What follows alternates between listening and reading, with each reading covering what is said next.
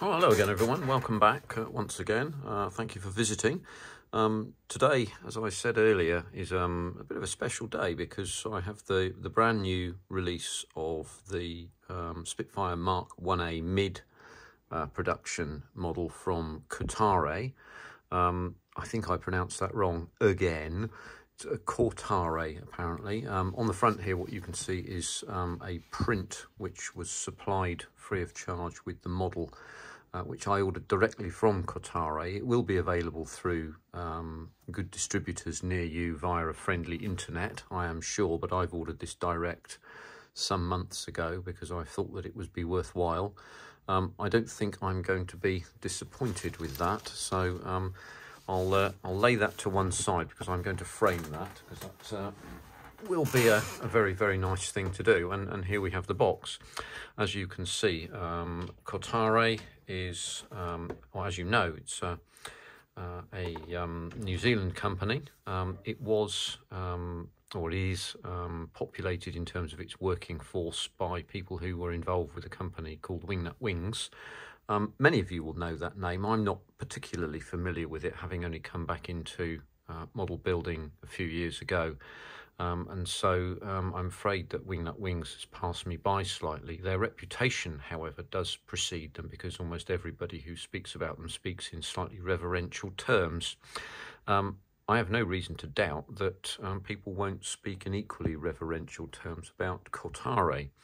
Kotare, it's a kind of kingfisher, as you can see down here, and this model is 1/32 scale. So the box itself is more or less identically sized, slightly smaller in fact, just a little bit than the Tamiya 1/32 scale Mark 16 Spitfire, of which I have an unfinished version in my possession. I will finish it at some stage, but due to various things I haven't done so yet.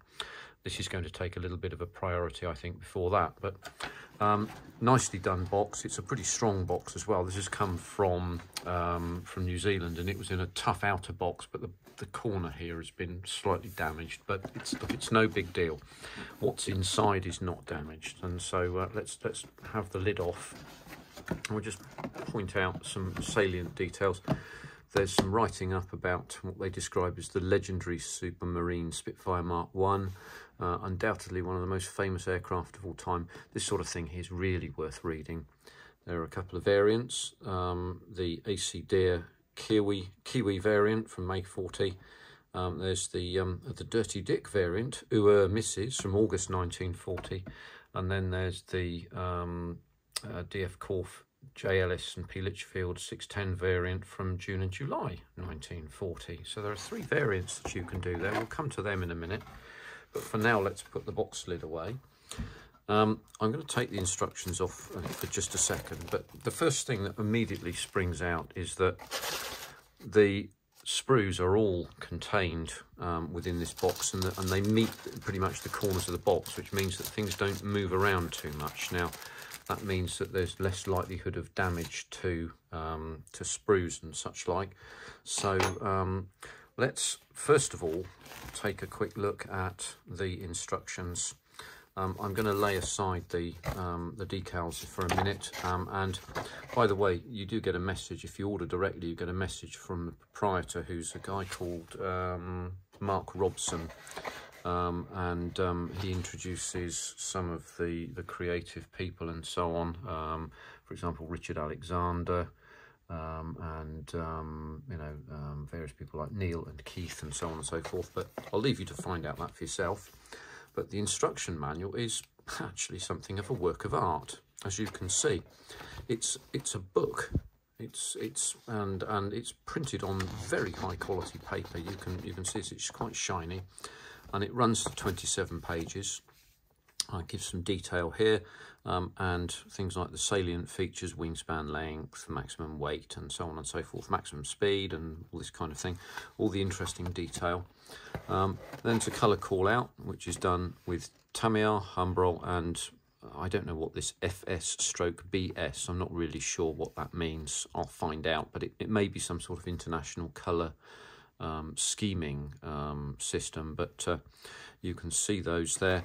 Then there's a sprue call out as well, very pleased to say that the sprue call out, the decal call out, does include the decal markings for the not the canopy, what am I talking about?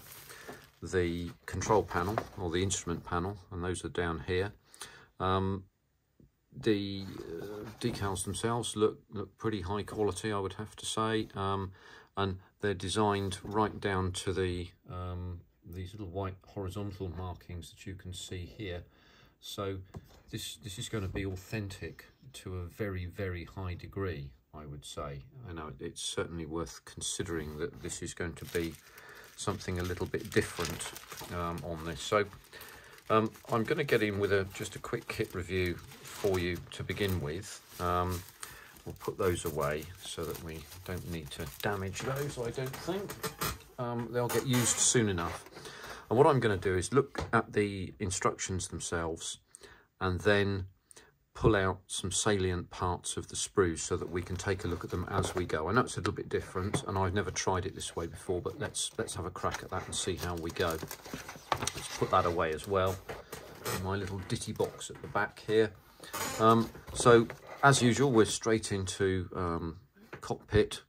There's a design and paint guide on this which calls out for two variants of the cockpit green. So there's an interior grey green and I think the Supermarine what's interior green. I think it was either called interior green or apple green, one of the two. But one of the things that it does point to is the fact that because an awful lot of the work of construction of early Spitfires and mid and late ones as well was contracted out to subcontractors, sometimes the colours were quite different. So I will be using several variants of the cockpit interior green to achieve the effect of different colourings, which I think is a reasonable idea. So I'm going to need the B sprue. That's the E sprue there, but I'm going to need the B sprue for a minute. So let's pull that out and have a quick look at that. So one of the things I quite like about these bags is that you don't have to cut them. There's a heat sealing here, and all we have to do is just pull the ends away and separate them. And what we can do is then gently pull them and they come to pieces like this. They come apart. So you don't have to damage the bags and we can pull the sprue straight out. So the first thing I want to look at here is B10, which is the instrument panel. And let's just zero in on this so that we can have a little look at that. Hopefully you can see that okay. Yeah, that looks all right. So, I mean, first thing to point out is Kotare have not added or not asked you to add components where they perhaps don't need to. In the case of the compass here, for example, they've put that in already and that's already moulded in. So there's no additional extraneous detail to put in, but you can see there's an awful lot of detail on this instrument panel here. The central portion there is what's called the blind flying instruments, and then the instruments outside are to do with engine bits and pieces, fuel tank levels, and so on and so forth. The rivet detail is very significant on this. Let's see if we can just show that up here. There you are, you can see that just there, look. I'm looking at this through the camera lens or through the camera screen at the moment, but you can see here this rivet detail here. It looks extremely nice and very well done. So there's a bit of work to do there with the painting and decaling and then sealing up. So we'll need some clear epoxy to be able to deal with that. So let's come out again then. There we go. I'm going to keep that just away by here for a minute. The other component that we're going to need just to have a quick look at is E6. The E sprue, I think, is underneath here. We pointed that one out earlier. So it's the same thing as before. Let's just put that up like that. I hope the light is not shining too badly onto that. Seems to be okay at this moment, which is good. Oh, well, my plan didn't quite work in the sense that this bag broke. A little bit tore off there, so we'll put that in my little rubbish bin up there. But it's not too badly damaged, so we can withdraw this and just point out the cockpit floor here. So this will cover the frame numbers from 7 to 11, I would suggest. I think that'll be right, where 10 is the instrument panel and 11 is the backing for the seat. So there'll be actually 12 and 13 as well, so it's I think 7 to 13 then. So I can get these things wrong, I'm not completely expert, but as you can see, the cockpit floor again is very detailed in that sense. You know, it's rivet markings here, so you know there's much opportunity to be able to put in additional detail. That's the battery, otherwise known as the accumulator, and so on, that's put in there already. So I think everything should slot together very nicely on this one. So we'll just bag that back up again. We don't need that just for now, although it's not quite so easy to do, I would have to point out. So there we go, that's that done. So we start off with the assembly, with the instrument panel, the gun heating ducts, obviously, which go from one side to the other, and so on. The what's called heel boards, and the rudder bars and control tubes, which move from front to back. Insertion of the heel bars and rudder pedals, and so on and so forth. And then we move from there to the control column, and I never knew that this was called this. This is the Dunlop AH2174 spade grip and brake lever. Then there's the elevator control rod and lever. The Aileron Control, which was achieved by moving the spade grip from left to right, was done on a pulley system that went down the back end of the control column here. So that will be less visible in the grand scheme of things. Point to mention here on the continued part of the cockpit here is that you have two options for the pilot seat, one with belts, one without. The with belts option has a moulded belt that comes backwards like this, which you need to cut off. So that's you know, a relatively interesting additional point there, which you cut off and save for later, and then you can do some further detailing there. You're being advised to drill the holes. I'm sure many of you probably would anyway if presented with these, but as you can see, the detail is really quite busy, and it's one of these things that I could read and learn from again and again. Continuing in the cockpit here, we'll have to be careful to make certain that we get these exactly vertical. The frames 12 and 13 here, 11, 10, and then frame 9 behind there, which we don't see so much of. Then there is the aerial mounting support here. We have to get this in the right place and sighted absolutely correctly, because the main aerial antenna post comes down through the top of the canopy, sorry, not the canopy, the fuselage back behind the canopy, and into this hole here, so you can see that there. And here's where the detail starts to get really interesting, because you have a rigging guide. You can rig with cables that you can get for yourself, 0.15mm rigging wires, and then you can push them back through, so you can really begin to build some enormous detail up into this. It's quite incredible, really. And then a very, very detailed paint guide, and using examples as ever. I didn't point that out on the previous page, but it's worth taking a look at.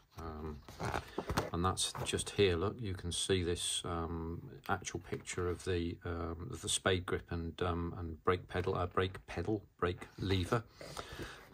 So here we have the paint guide. We're being given every opportunity to get this absolutely correct, all the way down to the little details here. And the cockpit side details are very good.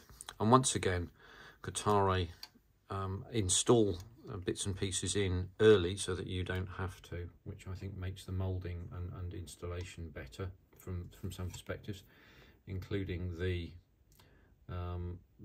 throttle lever here, which seems from my research is to be, shall we call it, anatomically correct. It would have to be correct, it's Kotare after all. So that's the port side panel, and here's the starboard side panel here with the oxygen bottle, which goes behind frame 11, I want to say, or is it 10? I can't remember which. There we go there, but as you can see, again, we're right down to the little details of the rivets here and the rivet lines and so on. Fantastically detailed. Just a quick nod to the seat belt here, and you can see that. I'll see if I can get right in close to that for you so you can take a look. It's pretty thin thing there, you can see. I think it shows it, but that will be cut off at about that point, I would say, something along that line. So let's just go back out again so that we can see things properly once again. We'll fetch that into its bag. May need to bring it out at some stage. In fact, no, I'll keep that to hand for a minute, I think would be the thing. And obviously once you've completed these areas, things will start to move ahead really pretty rapidly with assembling the cockpit side panels and so on, and putting that all together so that you have a completed tub, as it were. And again, we can see mid-production Spitfire examples here, showing you the details, the small details that will allow us to completely authenticate our model to a certain age and area.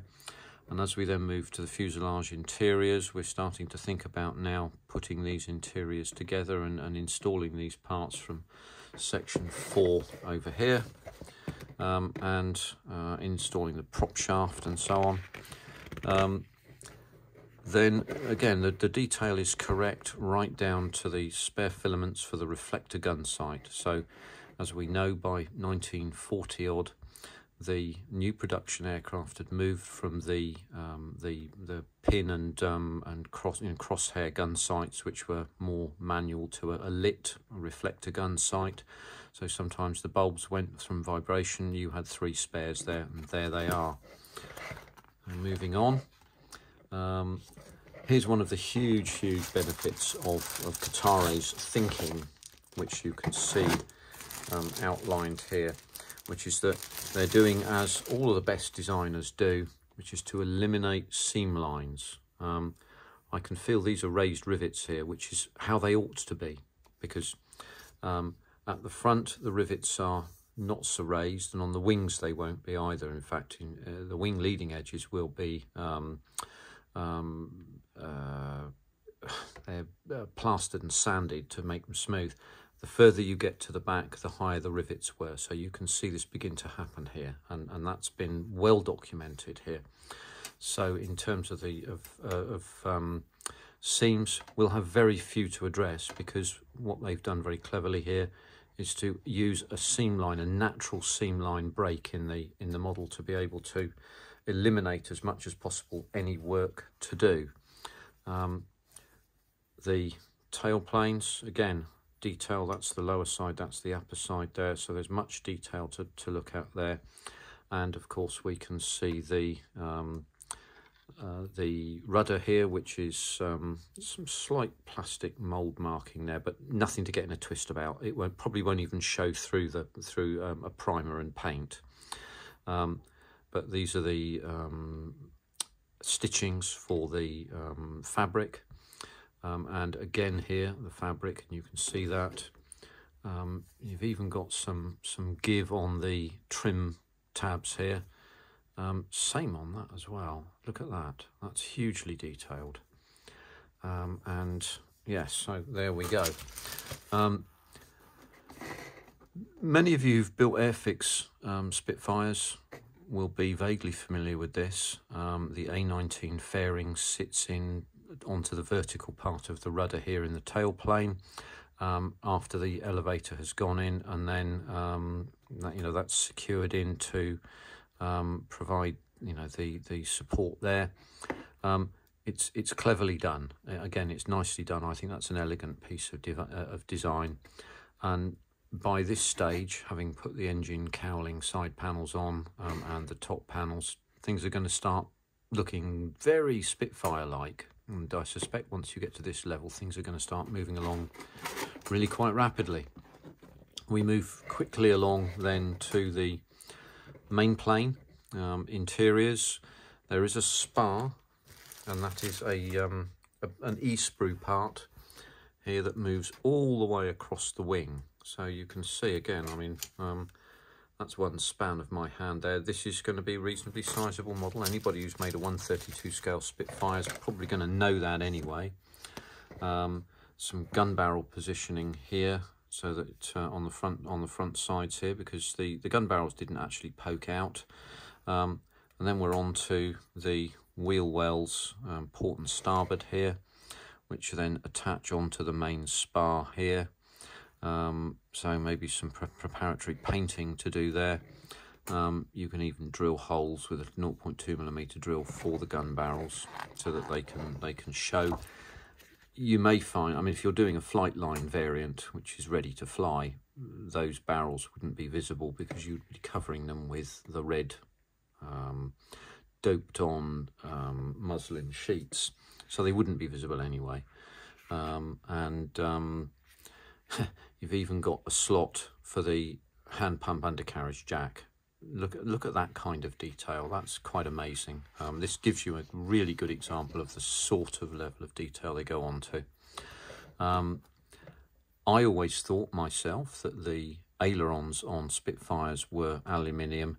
The early production 1As had fabric ailerons. Now, this, I gather, I can be corrected on this. I think this meant that at very high speeds in turning, you would tend to get control reversal because these things used to twist.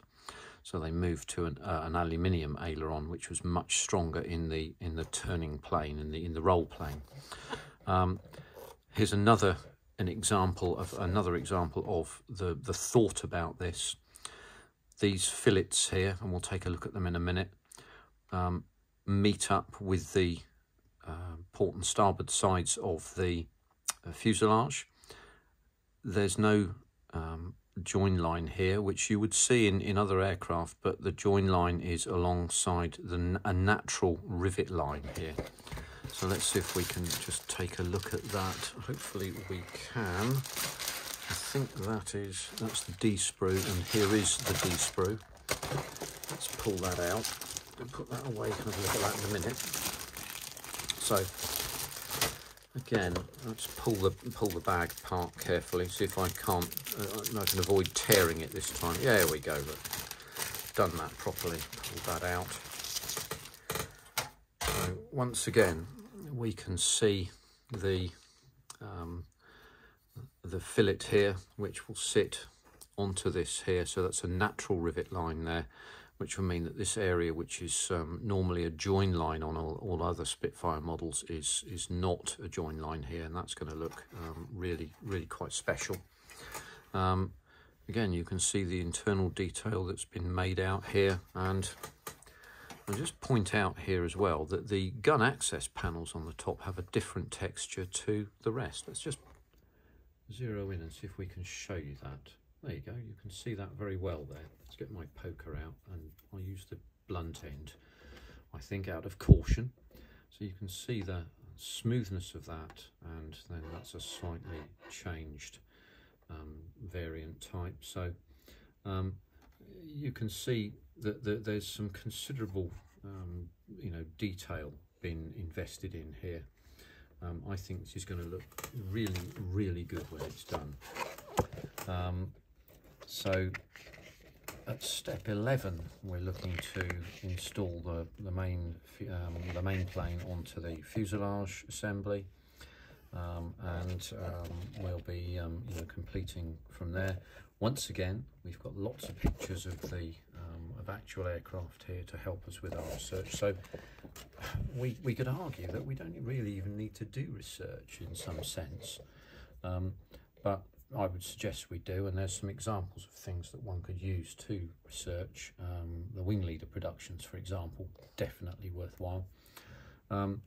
Undercarriage here, and if you want to detail them further, you can drill out locking holes. You'll be able to add in a hydraulic pipe, which is one to the rear, to the aft side of each undercarriage oleo leg.